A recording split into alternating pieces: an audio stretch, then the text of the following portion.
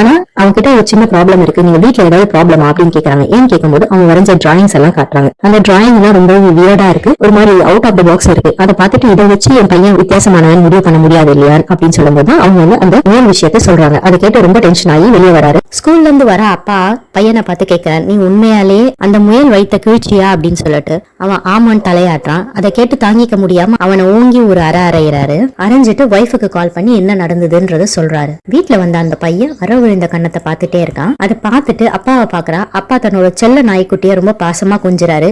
அதை பார்த்து அவனால தாங்கிக்க முடியல. அந்த மாதிரி கையை திருப்பிய சொரிய ஆரம்பிக்கிறான். அப்புறம் வெளியே எங்கேயோ போயிட்டு வரான். போயிட்டு வந்து அப்பாவோட ஃபேவரட்டான மீன் தொட்டி கிட்ட நின்னு பேக்ல இருந்து அமோனியா லிக்விட் எடுத்து ஊத்துறான். அப்ப தம்பி வந்து தடுக்கிறான். அண்ணா நீ அந்த மாதிரி செய்யாத, அப்பாவுக்கு ரொம்ப பிடிக்கும் மீன் தொட்டினா, நீ பண்ணாத அப்படின்னு. ஆனா தம்பியை தள்ளி விட்டுட்டு மறுபடியும் அந்த அமோனியா சொல்யூஷனை அந்த தண்ணிக்குள்ள ஊத்துறான். அப்போ அப்பாவோட ஃபேவரட்டான அந்த நாய்க்குட்டி இருக்கு இல்லையா, அது வந்து குலைக்குது. நாய்க்குட்டியை தூக்கிட்டு தம்பி கிட்ட நீ இதெல்லாம் அப்பா கிட்ட சொல்லக்கூடாதுன்னு மிரட்டிட்டு போறான். தம்பியும் பயந்து சரின்னு ஓத்துக்கிறான். அந்த பையனுக்கு நம்ம இன்னும் பேர் வைக்கல இல்லையா, அவனை வேணா சைக்கோ பையன் அப்படின்னு கூப்பிடலாமா. அந்த சைக்கோ பையன் நாயை தூக்கிட்டு அந்த பக்கம் போறான். அப்புறம் அப்பா வீட்டுக்கு வராரு வேலையை முடிச்சுட்டு. வீட்டுக்கு வந்த உடனே மீன் தொட்டியை தான் கவனிக்கிறாரு. மீன் எல்லாம் செத்து மிதக்குது. சோ தட் தம்பி கிட்ட வந்து கேக்குறாரு என்ன ஆச்சு அப்படின்ட்டு. ஆனா அவன் சொல்லாம அமைதியா இருக்கான். தங்கச்சி பாப்பா பேச ஆரம்பிக்கிறா. அவளுக்கு மனநிலை சரியில்லையா என்னன்னு தெரியல. அவ பாட்டுக்கு வேலை செஞ்சுட்டே இருக்கா, என்னமோ வரைஞ்சிட்டே இருக்கா. ஆனா அங்க அண்ணனுக்கும் தம்பிக்கும் நடந்த கான்வர்சேஷனை அப்படியே ஒப்பிக்கிறா. எப்படி அண்ணன் அம்மோனியாவை ஊத்த ட்ரை பண்ணா, தம்பி தடுக்க ட்ரை பண்ணா அப்படின்னு சொல்லிட்டு. இதை கேட்டு பயங்கர ஷாக் ஆகி அப்பா வெளியே ஓடி போய் பாக்குறாரு. அப்ப எங்கெங்கயோ சுத்தி பார்க்கும்போது மக்கள் எல்லாம் ஒரு தண்ணி அநேகமா ஏரியா இருக்கும், சின்ன குட்டையா கூட இருக்கும். அந்த இடத்துல நின்று பாத்துட்டு இருக்காங்க. எதையோ போய் பார்த்தா அவரோட ஃபேவரட்டான அந்த டாக் அங்க செத்து கிடக்கு. சோ அத பார்த்த உடனே ரொம்ப ஷாக் ஆகி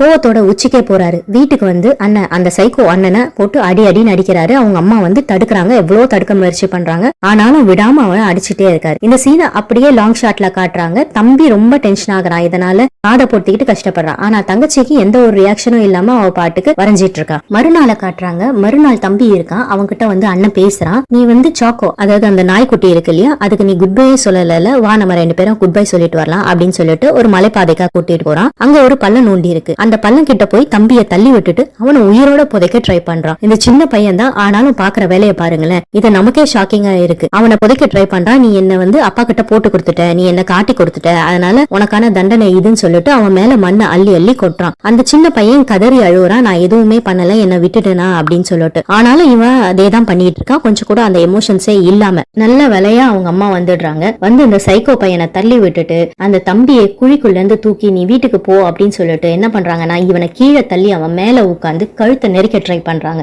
நான் உன்னை பெற்றிருக்கவே கூடாது, நீ எல்லாம் சாக வேண்டியவன், நீயும் ஒரு மான்ஸ்டர் தான் அப்படின்னு சொல்லிட்டு கழுத்தை நெரிக்கிறாங்க. அப்பதான் ஃபேடிங்ல காட்டுறாங்க அந்த அம்மாவோட முகத்தை.